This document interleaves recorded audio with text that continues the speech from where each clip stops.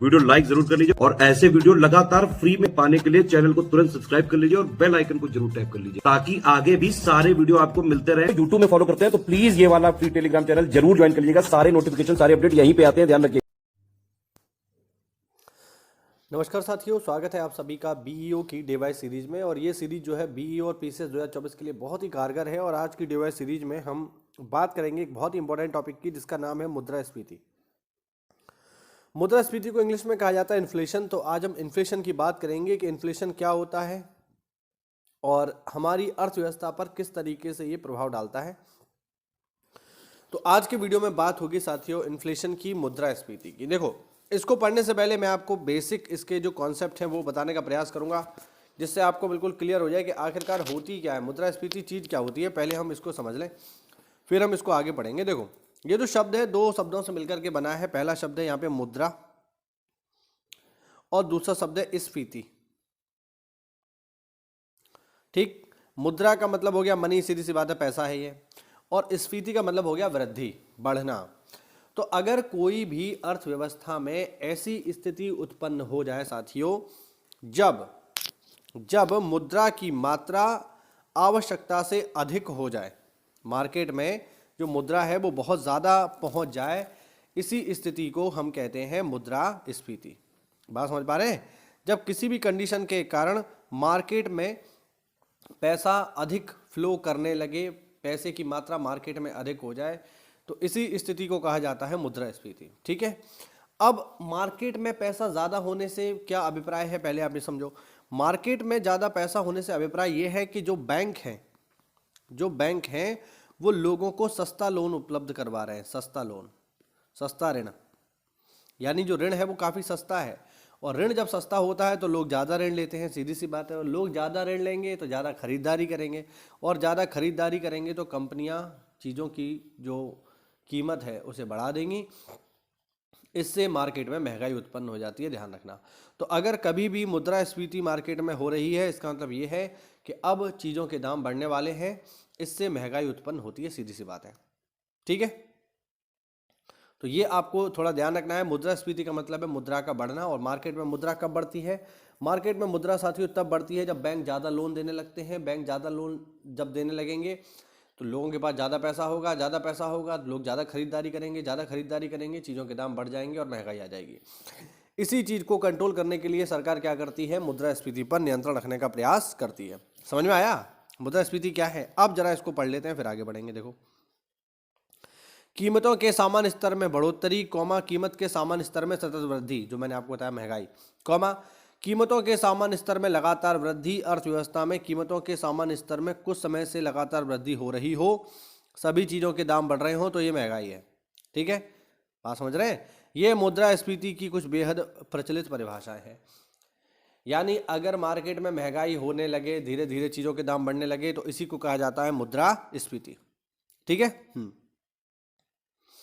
अगर किसी एक चीज़ के दाम बढ़ रहे हैं तो ये महंगाई नहीं है। मतलब महंगाई आए तो सब पर आए, ऐसा नहीं है केवल एक चीज़ के दाम बढ़ रहे हैं। जैसे एप्पल का फ़ोन है, अब एप्पल का मोबाइल काफ़ी महंगा है ना, लगातार उसके दाम महंगे होते जा रहे हैं, 1.5 लाख 2 लाख 3 लाख तक जा रहा है। तो इसको मुद्रास्फीति नहीं कहेंगे। मुद्रास्फीति मतलब हुआ कि सभी चीज़ों की, खाने पीने की चीज़ों के दाम भी बढ़ रहे हैं। ठीक है, कपड़ों के भी दाम बढ़ रहे हैं, जो बेसिक नीड है उनके भी दाम बढ़ रहे हैं, तो इसको कहा जाएगा मुद्रास्फीति। ठीक। मुद्रास्फीति तब है जब अधिकतर चीज़ों के दाम बढ़ गए हों, जैसा कि मैंने अभी आपको बताया। सही है, आगे देखो। जब दामों के सामान्य स्तर में कुछ गिरावट आ रही हो तब ये अपस्फीति कहलाती है। अपस्फीति का क्या मतलब है? ये मुद्रास्फीति का जस्ट उल्टा होता है। मुद्रास्फीति में क्या हो रहा है? मुद्रास्फीति में बाजार में पैसे की मात्रा ज़्यादा है, इस वजह से मुद्रास्फीति है। और अगर मार्केट में पैसे की मात्रा कम हो जाए तो इसे कहा जाता है अपस्फीति। ऐसा कब होता है? ऐसा साथियों तब होता है जब आरबीआई रिवर्स रेपो रेट बढ़ा देता है। ठीक है, जब आरबीआई रिवर्स रेपो रेट बढ़ा देता है तो क्या होता है? रिवर्स रेपो रेट हम लोग पढ़ करके आए हैं। अगर आपने नहीं पढ़ा है तो जा करके जो है इसकी प्लेलिस्ट में जाइए, बीईओ की डिवाइस सीरीज की प्लेलिस्ट में जाइए, और वहाँ पर आपको जो है bank rate, repo rate, reverse repo rate, CRR, SLR सब मैंने एक्सप्लेन किया है। तो पहले उसको देख करके आओ, तब यहाँ आना। बीच में से कुछ भी देखना शुरू कर दोगे तो इतना फ़ायदा नहीं मिलेगा। आपको प्रॉपर डे 1 से इसको फॉलो करना चाहिए, तब ये ज़्यादा फ़ायदा देगा। ठीक है, तो रिवर्स रेपो रेट जब आरबीआई बढ़ा देगा तो क्या होगा, बैंक अपना पैसा आरबीआई के पास जमा करवाने लगेंगे। जब रिवर्स रेपो रेट बढ़ जाएगा तो बैंकों को ज़्यादा जो है ब्याज मिलेगी, इसलिए बैंक अपना रुपया जमा करवा देंगे आरबीआई पे। अब जब आरबीआई के पास रुपया जमा होने लगेगा तो बैंक के पास रुपये में कमी आ जाएगी, और बैंक के पास कमी हो जाएगी तो बैंक लोन नहीं देगा, और बैंक लोन नहीं देगा तो लोगों को लोन मिलेगा नहीं, और मार्केट में पैसे की कमी हो जाएगी। इसी को कहा जाता है अवस्फीति। आई बात समझ में? हाँ, ठीक, यानी महंगाई के विपरीत स्थिति। इसे डिसइन्फ्लेशन के नाम से भी जाना जाता है। हालांकि मौजूदा अर्थव्यवस्था में अवस्फीति या डिसइन्फ्लेशन को कीमतों की गिरावट के संकेत के लिए इस्तेमाल नहीं किया जाता, ध्यान रखना। ठीक, अब देखो मुद्रास्फीति को कैलकुलेट कैसे करते हैं। मुद्रास्फीति दर को मूल्य सूचकांक के आधार पर मापा जाता है। ध्यान रखना, जो दो प्रकार का होता है। पहला थोक मूल्य सूचकांक, ठीक है, WPI, तथा उपभोक्ता मूल्य सूचकांक, ठीक है, CPI। मूल्य सूचकांक मूल्यों के औसत स्तर की माप होता है, अर्थात इससे किसी एक विशेष वस्तु के वास्तविक मूल्य का पता नहीं चलता। ठीक, मुद्रास्फीति दर सामान्य मूल्य स्तर में परिवर्तन को दर्शाती है, जिसकी माप निम्न प्रकार से की जाती है। कैसे करते हैं देखो जरा, इसको एक मैथमेटिकल फॉर्मूले में चेंज कर दिया गया है। देखिए जरा, मुद्रास्फीति दर समय मतलब एक हम जो मुद्रास्फीति की दर जो होगी वो x वर्ष में हम अगर निकालें तो मूल्य स्तर x वर्ष का माइनस मूल्य स्तर x माइनस 1 वर्ष का, यानी आज की जैसे मान लीजिए हमें निकालनी है 2024 की मुद्रास्फीति निकालनी है, तो हम कैसे निकालेंगे, 2024 में मूल्य स्तर निकालेंगे। इसके अलावा 2024 में एक माइनस करके यानी 2023 का मूल्य स्तर निकालेंगे, बटे 2023 का मूल्य स्तर निकालेंगे और इसमें 100 का गुणा कर देंगे। ठीक, यहाँ जो मैंने लिखा है ना 2024 2023, ये मूल्य स्तर है। ये मूल्य स्तर 2024 का है, यानी इसी साल का है, ये 1 साल पहले का है और ये 1 साल पहले का है, और फिर इस तरीके से गुणा भाग करके जो है हमें प्राप्त हो जाएगा हमारा मुद्रास्फीति। ठीक, यह दर प्रतिशत के रूप में दर्शाई जाती है, हालांकि मुद्रास्फीति संख्याओं में भी दर्शाई जाती है। मूल्य सूचकांक अनेक वस्तुओं तथा सेवाओं के मूल्यों का एक भारयुक्त औसत होता है ना, यहाँ पे लिखा है ना। मुद्रास्फीति को बिंदु दर बिंदु मापा जाता है। इसका अर्थ यह है कि वार्षिक मुद्रास्फीति की संदर्भ तिथि 2 लगातार वर्षों में 1 जनवरी से 1 जनवरी तक होती है। उसी प्रकार साप्ताहिक मुद्रास्फीति किसी सप्ताह में आए बदलाव को व्यक्त करती है, जिसका संदर्भ सप्ताह के लगातार 2 अंतिम दिनों में होता है। यानी मुद्रास्फीति को आप साल में भी माप सकते हो, ठीक है, महीनों में भी माप सकते हो, और आप चाहो तो सप्ताह में भी इसको मापा जा सकता है। ठीक है, चलिए आगे देखेंगे मुद्रास्फीति के प्रकार। मुद्रास्फीति कितने प्रकार की होती है, ठीक है। पहला है लो इन्फ्लेशन, जरा पढ़ते हैं। लो इन्फ्लेशन क्या है? ऐसी मुद्रास्फीति धीमी होती है, जब नाम ही लो है तो फिर धीमी ही होगी। इसकी पहले से भविष्यवाणी की जा सकती है, जिसे लघु अथवा क्रमिक कहा जा सकता है। यह एक तुलनात्मक पद है जिसका विपरीतार्थक द्रुत अथवा दीर्घ भविष्यवाणी नहीं किए जाने योग्य मुद्रास्फीति है। यानी जो अल्प मुद्रास्फीति होती है, इसकी भविष्यवाणी पहले से की जा सकती है। कैसे कर सकते हैं कि अगर हम देख रहे हैं कि बैंक की जो लोन की दर है वो कम है, तो हम एक आइडिया लगा लेंगे कि हाँ यार, अब आने वाले टाइम में महंगाई बढ़ेगी, आने वाले टाइम में, है ना। तो इसका पता लगा सकते हैं, इसकी भविष्यवाणी भी की जा सकती है। ठीक, अल्प मुद्रास्फीति लंबी अवधि के लिए देखने को मिलती है। इसमें वृद्धि सामान्यतः एक संख्या में होती है। ऐसी मुद्रास्फीति को सरकने वाली यानी क्रीपिंग इन्फ्लेशन कहा जाता है। अल्प मुद्रास्फीति लो इन्फ्लेशन का मतलब ये हुआ कि ये बहुत ही स्लो काम करती है और इसकी भविष्यवाणी हो सकती है, और ये मार्केट में लंबे समय तक रहती है। ऐसा नहीं है कि एक बार आ गई तो तुरंत के तुरंत फिर जो है चली जाएगी, ऐसा नहीं होगा, लंबे समय तक बनी रहेगी। दूसरा है सरपट मुद्रास्फीति, ठीक है, हाँ, गैलोपिंग इन्फ्लेशन। यह अत्यंत उच्च मुद्रास्फीति है जो दोहरा अथवा तिहरी संख्याओं में चलती है, जैसे 20%, 100% और 200% साल के हिसाब से। यानी किसी चीज़ की कीमत जो है पहले 20% बढ़ी, फिर 50% बढ़ी, फिर 100% बढ़ गई, है ना, जस्ट डबल हो गई, और फिर 200% तक उसकी कीमत बढ़ गई इस तरीके से। तो ये जो है ये कहलाती है सरपट मुद्रास्फीति। फिर है अति मुद्रास्फीति। मुद्रास्फीति का यह रूप और बढ़ता हुआ है जिसमें वार्षिक दर अरबों या खरबों में हो सकती है। ऐसी मुद्रास्फीति में ना सिर्फ बढ़त बहुत तेजी से होती है बल्कि यह बहुत कम समय के अंदर हो जाती है, यानी चीज़ों के दाम बहुत तेजी से बढ़ते हैं। ठीक है, हाँ, सरपट मुद्रास्फीति में क्या है, दाम तो बढ़ते हैं बट समय के साथ 6 महीने में, 1 साल में ऐसा होगा कि 1 साल में कीमत डबल हो गई, बात समझ रहे हैं। बट हाइपर इन्फ्लेशन में ऐसा एक दिन में भी हो सकता है, एक सप्ते में हो सकता है कि चीज़ों के दाम जस्ट डबल हो गए। ठीक, हाँ, इस तरह की मुद्रास्फीति से घरेलू मुद्रा तेजी से अपना भरोसा खो देती है और लोग रुपए के दूसरे विकल्पों को अपनाना शुरू कर देते हैं। उदाहरण के लिए सोना, चांदी, विदेशी मुद्रा, और लोग लेन देन के विनिमय को भी अपना लेते हैं जब बहुत ज़्यादा इन्फ्लेशन हो जाता है तब। ठीक है, ध्यान रखना, जब बहुत ज़्यादा महंगाई हो जाएगी तब। आगे देखिए, मुद्रास्फीति के अन्य रूप। अगली है बॉटलनेक इन्फ्लेशन, गत्यावरोध मुद्रास्फीति। ये मुद्रास्फीति तब होती है जब आपूर्ति में अचानक से बहुत तेजी से गिरावट आ जाए जबकि मांग अपने पुराने स्तर पर बरकरार रहे। ऐसी स्थिति आपूर्ति पक्ष के अवरोधों, जोखिम और कुप्रबंधन की वजह से बनती है, जिसे स्ट्रक्चरल इन्फ्लेशन के तौर पर भी जाना जाता है। इसे मांग जनित मुद्रास्फीति की श्रेणी में रखते हैं। इसका मतलब ये हुआ कि मान लीजिए किसी चीज़ की डिमांड जो है बहुत ज़्यादा, जैसे मान लीजिए कोई फ़ोन लॉन्च हो जाए कि साहब आपको ये फ़ोन जो है केवल 1,000 रुपये में मिल जाएगा। ठीक है, हाँ, अब लोग क्या कर रहे हैं, इसको लगातार ऑर्डर पे ऑर्डर करे जा रहे हैं, ऑर्डर पे ऑर्डर करे जा रहे हैं। एक दुकानदार के पास मान लीजिए 100 फ़ोन आ गए इस तरीके के, और लोग लगातार उससे खरीद रहे हैं 100 फ़ोन। उसने कंपनी में और भी ऑर्डर लगाया लेकिन कंपनी उसको पूरा नहीं कर पा रही। या मान लीजिए जो ट्रक आपके ये मोबाइल फ़ोन लेकर के आ रहा था वो उसका एक्सीडेंट हो गया, तो वो सप्लाई में बाधा आ गई। अब सप्लाई में बाधा आ गई, लोग कह रहे हैं हमारा फ़ोन दो, हमारा फ़ोन दो, है ना। फ़ोन इतना अच्छा है कि लोग इस 1,000 रुपये के फ़ोन को 1,200-1,500 में ख़रीदने को तैयार हैं। तो हो सकता है जो दुकानदार है जिसके पास ये फ़ोन 100 की मात्रा में पहुंच गए हैं, वो इनकी ब्लैक मार्केटिंग करना शुरू कर दे, और वो क्या करे कि ठीक है भाई, फ़ोन तो कंपनी से आने में तो टाइम लगेगा, लेकिन अगर मुझसे चाहिए ये फ़ोन आज के आज ही, तो फिर आपको 1,000 की जगह 1,500 रुपये देने पड़ेंगे।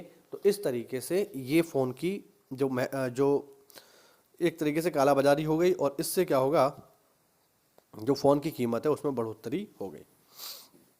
ठीक, तो इस तरीके से जो है इस तरीके से जो महंगाई उत्पन्न होती है उसे कहा जाता है बॉटलनेक इन्फ्लेशन। सही है। अब ये क्यों उत्पन्न हो रही है, क्योंकि मांग में लगातार वृद्धि है और पूर्ति में जो है कमी आ गई है। तो फिर ऐसी स्थिति में वो जो वस्तु है वो महंगी हो जाएगी। ठीक, आगे देखते हैं। आगे है कोर इन्फ्लेशन। इसका ये नाम मुद्रास्फीति की गणना करते वक्त वस्तुओं और सेवाओं को शामिल किए जाने या ना किए जाने पर आधारित है। पश्चिमी अर्थव्यवस्थाओं में लोकप्रिय कोर मुद्रास्फीति ऊर्जा और खाने के सामानों को छोड़कर सभी वस्तुओं और सेवाओं के दामों में बढ़ोतरी को दिखाता है।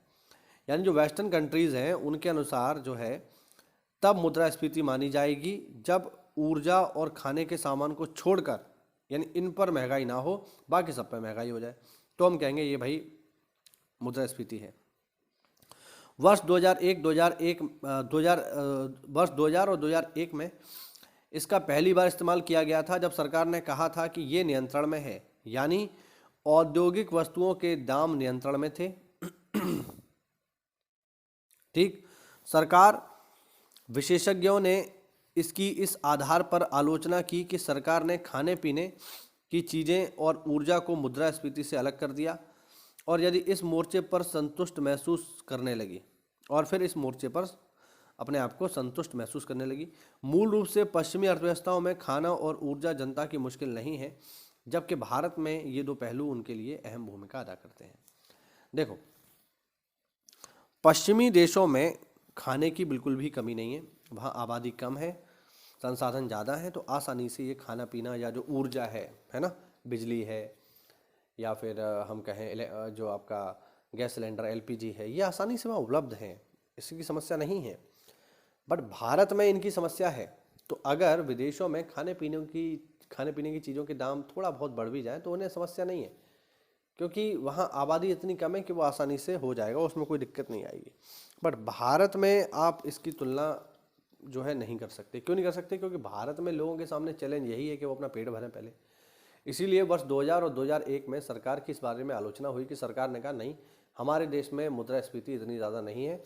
और उन्होंने क्या किया, पश्चिमी देशों की तरह खाने पीने की वस्तुओं और ऊर्जा को मुद्रास्फीति से अलग कर दिया। लेकिन जैसा कि आगे लिखा हुआ था कि भारत में और विदेशों में इस चीज़ को लेकर के अंतर है। वहाँ खाने पीने की इतनी समस्या नहीं है, बट हमारे यहाँ खाने पीने की समस्या है। बात समझ पा रहे हैं? चलिए आगे बढ़ते हैं। आगे है हेडलाइन मुद्रास्फीति। भारत में हेडलाइन मुद्रास्फीति उपभोक्ता मूल्य सूचकांक सीपीआई पर, यानी सीपीआई का मतलब होता है कस्टमर प्राइस इंडेक्स, पर आधारित है। हेडलाइन मुद्रास्फीति एक अर्थव्यवस्था में कुल मुद्रास्फीति है। हेडलाइन मुद्रास्फीति के आंकड़ों में वस्तु की एक टोकरी में मुद्रास्फीति शामिल है, जिसमें खाद्य और ऊर्जा जैसी वस्तुएं शामिल हैं। यह मूल मुद्रास्फीति से अलग है, जिसमें मुद्रास्फीति की गणना करते समय खाद्य और ऊर्जा की कीमतों को शामिल नहीं किया जाता। अधिकांश केंद्रीय बैंक अपने लक्ष्य चर के रूप में हेडलाइन मुद्रास्फीति या इसी तरह के उपायों का उपयोग करते हैं। हेडलाइन मुद्रास्फीति होने का कारण एक व्यापक उपाय है जो अधिकांश घरों द्वारा उपभोग की जाने वाली वस्तुओं और सेवाओं की टोकरी का बारीकी से प्रतिनिधित्व करता है। आरबीआई हेडलाइन मुद्रास्फीति का भी उपयोग करता है, ध्यान रखना। आगे देखते हैं। अभी तक हमने देखा क्या मुद्रास्फीति, अब हम बढ़ेंगे ठीक इसके उल्टे की तरफ, यानी मुद्रा संकुचन, यानी मुद्रा अपस्फीति। चलिए अब बात होगी मुद्रा अपस्फीति के बारे में। चलिए देखते हैं। जब अर्थव्यवस्था में वस्तुओं तथा सेवाओं की आपूर्ति की अपेक्षा उनकी मांग कम हो जाए, ये मैंने अभी थोड़ी देर पहले आपको ऊपर बताया था कि अगर मार्केट में मुद्रा ज़्यादा है तो मुद्रास्फीति है और मार्केट में मुद्रा कम है तो मुद्रा अपस्फीति है। ठीक, तो अगर अर्थव्यवस्था में वस्तुओं की आपूर्ति की अपेक्षा उनकी मांग कम हो जाए, यानी जो मार्केट में चीज़ें आ रही हैं उनकी तुलना में उनकी मांग कम है, यानी लोग खराब चीज़ें खरीद नहीं रहे। अब जब लोग चीज़ें खरीदेंगे ही नहीं तो कोई भी कंपनी ऐसे प्रोडक्ट जिसको कोई खरीद नहीं रहा उसके दामों को और बढ़ाने का बिल्कुल भी सोचेगी नहीं। जैसे मान लीजिए कोई पेन है साहब, आज वो पेन 10 रुपये का बिक रहा है तो 10 लोग खरीद रहे हैं, लेकिन धीरे धीरे क्या हुआ, वो पेन लोगों ने खरीदना बंद कर दिया। पहले 10 लोग खरीद रहे थे, अब 2 लोग खरीद रहे हैं। तो मैं ऐसा नहीं करूँगा कि जो मेरा पेन जो 10 रुपये का था उसे और 20 रुपये का कर दूंगा तो जो 2 लोग खरीद रहे हैं वो भी ना खरीदेंगे। फिर बात समझ रहे हैं? तो बस यही है। तो अगर किसी वस्तु की मांग में कमी आ जाए लेकिन आपूर्ति जैसी है वैसी ही बनी रहे, तब ऐसी स्थिति में क्या होगा कि उसकी कीमतों को कंपनी घटा देगी। क्यों घटा देगी? क्योंकि उसे कोई खरीद नहीं रहा। तो लोगों को अपनी ओर आकर्षित करने के लिए कंपनी क्या करेगी, उस वस्तु की कीमत को घटा देगी जिससे लोग उसको खरीदें। और इस तरीके से जब कीमतें घटती हैं तो इसे कहा जाता है मुद्रा संकुचन या मुद्रा अपस्फीति। मुद्रा अपस्फीति मूल्य स्तर के गिरने की वह अवस्था है जो उस समय उत्पन्न होती है जब वस्तुओं और सेवाओं का उत्पादन मौद्रिक आय की तुलना में तेजी से बढ़ता है। इस प्रकार मूल्य में प्रत्येक गिरावट अपस्फीति नहीं होती। यह मुद्रास्फीति के ठीक विपरीत स्थिति है। इस स्थिति में मुद्रास्फीति की दर शून्य से नीचे अथवा नकारात्मक होती है। इस प्रकार मुद्रा अपस्फीति में कीमतें तो गिरती हैं परंतु उत्पादन तथा मुद्रा का मूल्य बढ़ता रहता है। ठीक है, हाँ ये ध्यान रखना। यानी चीज़ें तो जो है वो सस्ती हो जाती हैं, बट ऐसा नहीं है कि उनका उत्पादन कम हो गया। अब चीज़ें सस्ती हैं तो लोग ज़्यादा खरीद रहे हैं। तो चीज़ें सस्ती होने के बावजूद भी उनका जो उत्पादन है वो बढ़ रहा है, क्योंकि ज़्यादा लोग खरीद रहे हैं तो प्रोडक्शन आपको बढ़ाना पड़ेगा और मुद्रा का मूल्य भी बढ़ता रहता है। क्योंकि ज़्यादा लोग खरीद रहे हैं तो भले पहले जो है लाभ हमें जो है 5 रुपये का हो रहा था एक चीज़ पे, अब 5 रुपये का नहीं होगा, अब 3 रुपये का होगा, लेकिन लाभ तो अभी भी होगा। ठीक है, ये आपको ध्यान रखना है। मुद्रा अपस्फीति में वस्तुओं और सेवाओं की मांग में कमी आती है। मुद्रा अपस्फीति के परिणाम स्वरूप राष्ट्रीय आय में गिरावट आती है और मुद्रा अपस्फीति परिणाम स्वरूप देश में बेरोजगारी के स्तर में वृद्धि होती है। ध्यान रखना। ठीक है, ये आपको ध्यान रखना है। मुद्रा अपस्फीति के परिणाम स्वरूप राष्ट्रीय आय यानी नेशनल इनकम में गिरावट आती है, क्योंकि अब कंपनी जो है सस्ते में बेच रही हैं तो फिर उन्हें लाभ भी कम होगा, और लाभ कम होगा तो ऑब्वियस सी बात है देश की आय भी कम हो जाएगी। ठीक है, और देश की आय कम हो जाएगी तो प्रति व्यक्ति आय में भी कमी आ जाएगी, और लोगों के पास जब उत्पादन जो है अब लाभ कम हो रहा है तो फिर ऑब्वियस बात है कि उत्पादन में भी थोड़ी बहुत कमी आएगी ही। इसी कारण से बेरोजगारी में भी वृद्धि हो जाएगी। ठीक है, चलिए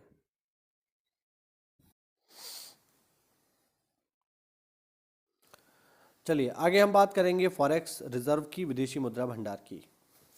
देखिए, विदेशी मुद्रा भंडार क्या होता है कि बेसिकली हमारे पास कितना सोना है आरबीआई के पास और कितना डॉलर है।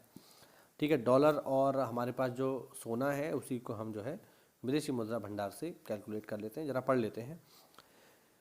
किसी अर्थव्यवस्था के समय विशेष में कुल विदेशी मुद्रा को ही विदेशी मुद्रा भंडार कहा जाता है। बेसिकली डॉलर की बात हो रही है कि आपके पास कितना डॉलर है। फॉरेन एक्सचेंज रिजर्व किसी अर्थव्यवस्था की विदेशी मुद्रा परिसंपत्ति है जिसमें सोना, जैसा कि मैंने बताया ना, गोल्ड और एसडीआर स्पेशल ड्राइंग राइट अथवा आईएमएफ में रिजर्व ट्रेंच है। एक अर्थ में वह ऊपरी सीमा है जहां तक कोई अर्थव्यवस्था सामान्य समय में विदेशी मुद्रा का प्रबंधन कर सकती है। यानी यार सिंपल सी बात है, तुम्हारे पास आरबीआई के पास अपने खजाने में कितना गोल्ड है और कितना डॉलर है, इसी को हम कहते हैं फॉरेक्स रिजर्व। ध्यान रखना। ठीक, एक शब्द इसमें और देख लो जो बहुत ही ज्यादा इंपॉर्टेंट है, वो है अवमूल्यन। ठीक, पहले इसको बता देता हूं। अवमूल्यन क्या होता है? अवमूल्यन, देखिए, अवमूल्यन का अर्थ ये है कि जब भी कभी हमारे पास विदेशी मुद्रा भंडार कम हो जाए, मान लो हमारे पास विदेशी मुद्रा भंडार कम हो गया, मतलब हमारे पास डॉलर की कमी हो गई। अब डॉलर हमें अचानक से चाहिए, तो डॉलर प्राप्त करने का पहला तरीका तो ये है कि हम अपने प्रोडक्ट दुनिया भर को बेचें। बात समझ रहे हैं? हम अपने उत्पादों को दुनिया भर में बेचें, लोग खरीदेंगे तब हमें डॉलर मिलेगा। लेकिन इस तरीके से लोगों को उत्पादन अपने बेच पाना ये कोई आसान काम थोड़ी है। इसमें तो बहुत समय लगता है, आपका ब्रांड वैल्यू होना चाहिए, लोगों को आपके ऊपर ट्रस्ट हो। लेकिन इसका एक शॉर्टकट भी है। वो है क्या? वो है सेल। सेल कैसे? कि जब भी हमारे पास विदेशी मुद्रा भंडार की कमी हो जाती है तो हम अपनी मुद्रा का अवमूल्यन कर देते हैं। अवमूल्यन का अर्थ हुआ कि भारतीय मुद्रा का मूल्य विदेशी मुद्रा की तुलना में, डॉलर की तुलना में गिरा दिया जाता है। जैसे मान लो अवमूल्यन से पहले $1 में आ रहे थे 90 रुपए। ठीक, फिर हमने क्या किया? फिर हमने अवमूल्यन कर दिया, और अब अवमूल्यन के बाद $1 में आ रहे हैं 100 रुपए। तो होगा ये कि जैसे ही हम ऐसा करेंगे वैसे ही विदेशी जो व्यापारी हैं उनको ये खबर पहुंचाई जाएगी कि भारत में तो अवमूल्यन हो गया है। यानी अब आप भारत में $1 में ज़्यादा शॉपिंग कर पाओगे। पहले $1 में आप 90 रुपये तक की चीज़ खरीद सकते थे, अब आप $1 में 100 रुपये तक की चीज़ खरीद सकते हो। यानी अब आप $1 में ज़्यादा शॉपिंग कर पाओगे? नहीं कर पाओगे। बस यही यहाँ पर होता है। तो जब भी कभी अवमूल्यन की बात आती है, ठीक है, तो अवमूल्यन में क्या होता है? मुद्रा का स्तर जो है वो डॉलर की तुलना में गिरा दिया जाता है। अब जब डॉलर की तुलना में गिर गया है तो अब $1 में आप ज़्यादा शॉपिंग कर पाओगे, 100 रुपये तक की शॉपिंग कर पाओगे। इससे होगा क्या? इससे होगा ये कि दुनिया भर के व्यापारी भारत में आएंगे और शॉपिंग करेंगे, और जब भारत में आकर के शॉपिंग करेंगे तो दे के क्या जाएंगे? डॉलर दे के जाएंगे। इससे होगा क्या? इससे होगा ये साथियों कि हमारा विदेशी मुद्रा भंडार जो नीचे चला गया था वो धीरे धीरे ऊपर आ जाएगा। बात समझ पा रहे हैं? नहीं समझ पा रहे हैं? इससे ये फायदा होता है। अब इसमें हम क्या है, इसे हम लंबे समय तक के लिए नहीं करते हैं, हम इसे कुछ समय के लिए करते हैं, 1 सप्ताह 2 सप्ताह, और उस 1-2 सप्ते में ही जो विदेशी कंपनियां होती हैं वो भारत में आकर के खूब शॉपिंग करती हैं, और जब भी शॉपिंग करेंगी तो हम पेमेंट क्या में लेंगे? हम पेमेंट लेंगे डॉलर में या गोल्ड में। ठीक है, तो इससे क्या होता है? इससे हमारा विदेशी मुद्रा भंडार जो है, जो फॉरेन एक्सचेंज रिजर्व है, वो धीरे धीरे भरने लगता है। और जैसे ही हमें ऐसा लगता है कि नहीं हमारा विदेशी मुद्रा भंडार पर्याप्त हो गया है, वैसे ही हम इस सेल को खत्म कर देते हैं, यानी मुद्रा का अवमूल्यन जो है वो धीरे से समाप्त कर दिया जाता है। ठीक है, इसी व्यवस्था को कहते हैं साथियों मुद्रा का अवमूल्यन। अब यहाँ पे लिखा हुआ है, जरा इसे पढ़ लो। जब किसी मुद्रा के मूल्य में विदेशी मुद्रा के समक्ष आधिकारिक तौर पर मूल्य ह्रास कर दिया जाता है तो यह अवमूल्यन कहलाता है। अब पेपर में यहाँ से एक सवाल आता है कि जब भी कभी अवमूल्यन होगा तो किसको बढ़ावा मिलेगा। ऑप्शन होते हैं निर्यात को या आयात को, ठीक, या दोनों को। तो बहुत ही सिंपल सी बात है भाई, अगर मुद्रा का अवमूल्यन हुआ तो आप कभी भी आयात नहीं करेंगे, सीधी सी बात है। आयात इसलिए नहीं करेंगे क्योंकि अब यदि मुद्रा के अवमूल्यन की स्थिति में अगर आप आयात करोगे तो चीज़ें आपको बहुत महंगी पड़ेंगी, ठीक है। पहले आप $1 की चीज़ के लिए 90 रुपये दे रहे थे, अब $1 की चीज़ के लिए 100 रुपये देंगे तो ये महंगी हो गई नहीं होगी, हमारे लिए तो महंगी हो गई। इसीलिए मुद्रा अवमूल्यन की स्थिति में कभी भी आयात नहीं किया जाता, बल्कि आयात के स्थान पर निर्यात किया जाता है, ध्यान रखना। तो जब भी कभी अवमूल्यन होगा तो बढ़ावा किसको मिलेगा। अवमूल्यन की स्थिति में सदैव और सदैव बढ़ावा मिलता है निर्यात को, आयात नहीं किया जाता। आयात तो बिल्कुल नहीं करेंगे क्योंकि बहुत महंगा पड़ेगा हमें, इसलिए हम निर्यात करते हैं, ज़्यादातर चीज़ों को दुनिया भर को बेचते हैं और बदले में डॉलर की प्राप्ति करते हैं। इसी तरीके से पेपर में सवाल आपको देखने को मिलेंगे। ये हो गया आज का हमारा टॉपिक। उम्मीद करता हूँ इसमें आपको सारे पॉइंट क्लियर हो गए होंगे, मुद्रास्फीति और मुद्रा का अवमूल्यन। कोई भी डाउट हो तो कमेंट के माध्यम से आप मुझसे पूछ सकते हैं, मैं उसकी फुल व्याख्या कर दूंगा, ठीक है। मिलते हैं साथियों अगली क्लास में, तब तक के लिए जय हिंद, जय भारत, वंदे मातरम।